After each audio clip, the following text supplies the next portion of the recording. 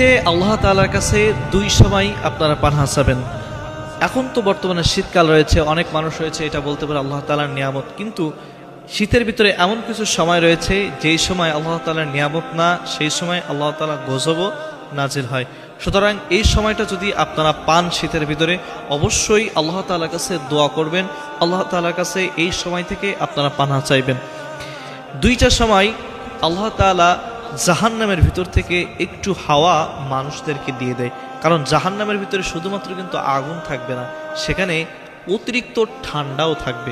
যখন দেখবেন যে শীতকালে অতিরিক্ত ঠান্ডা হচ্ছে বা অতিরিক্ত ঠান্ডা পড়তেছে, তখন আপনি আল্লাহ তাআলার কাছে আপনি পানাহ চাইবেন, কারণ ওই সময় আল্লাহ তাআলা জাহান্নামের একটু হাওয়া মানুষদের দিকে দিয়ে দেয়। যে এই সময় যে হাওয়াটা মানুষ যখন পায়, যারা ইমানদার তারা অবশ্যই আল্লাহ তাআলার কাছে পানাহ চাইবে যে আল্লাহ, এই যে অতিরিক্ত ঠান্ডা রয়েছে এই থেকে তুমি আমাদেরকে রক্ষা করো, ওই জাহান্নামের ভিতরের ওই আযাবের যে ঠান্ডা রয়েছে ওটা থেকে তুমি আমাকে রক্ষা করো, আমাদেরকে রক্ষা করো, কারণ আমরা ওই জাহান্নামের আযাব এটা সহ্য করতে পারবো না। দুনিয়ার এটাই তো সহ্য করতে পারি না, তাহলে জাহান্নামের এটা কিভাবে সহ্য করব। আল্লাহ তুমি এই অতিরিক্ত ঠান্ডা থেকে তুমি আমাদেরকে হেফাজত করো।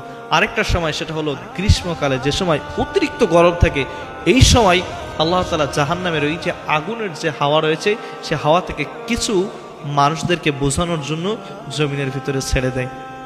তো যখন আপনি এই দুইটা সময় পাবেন, একটা হলো যখন অতিরিক্ত গরম আপনি পাবেন তখন আল্লাহ তাআলার কাছে পানাহ চাইবেন। দুই নম্বরে যখন আপনি অতিরিক্ত ঠান্ডা পাবেন তখন আল্লাহ তাআলার কাছে পানাহ চাইবেন, আল্লাহ তাআলার কাছে মাপ চাইবেন, ক্ষমা চাইবেন, তাওবা চাইবেন। আল্লাহ তাআলার কাছে বলবেন যে আল্লাহ অনেক ভুল করে ফেলেছি, ক্ষমা করে দাও, আল্লাহ অনেক গুনাহ করে ফেলেছি, আমার মতো পাপী বান্দা হয়তো দুনিয়ার জমিনের ভিতরে নেই। এই শীত এটা তো আল্লাহ তাআলার গজব, অবশ্যই আল্লাহ তুমি আমাকে মাফ করে দাও। বা গরমের ভিতরে আল্লাহ এটাও তো আল্লাহর গজব, তুমি দিয়েছো, তুমি আমাকে পানাহ দাও, এই গরম থেকে তুমি আমাকে মুক্তি দাও। এই দুইটা সময় আল্লাহ তাআলার কাছে পানাহ চাইবেন।